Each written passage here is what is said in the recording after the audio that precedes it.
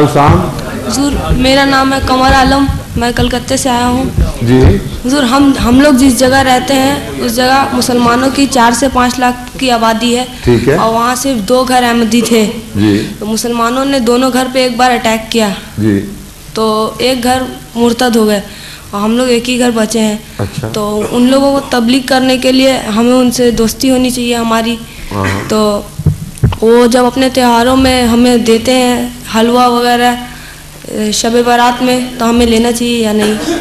हलवा खाएंगे तो आप भी मुर्तद हो जाएंगे।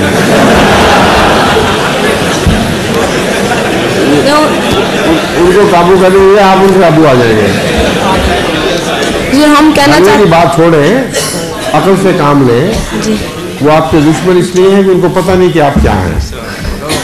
गैर अहमदी मौलवियों की बातें सुनकर बात मान जाते हैं, आपकी दुश्मनी करते हैं।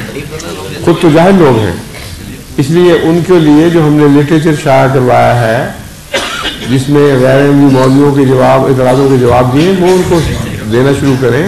अकल से काम लें, उनसे दोस्तियां बढ़ाएं, मगर शब बारात का हलवा खाकर नहीं, उनको हलवे खिलाकर। समझे?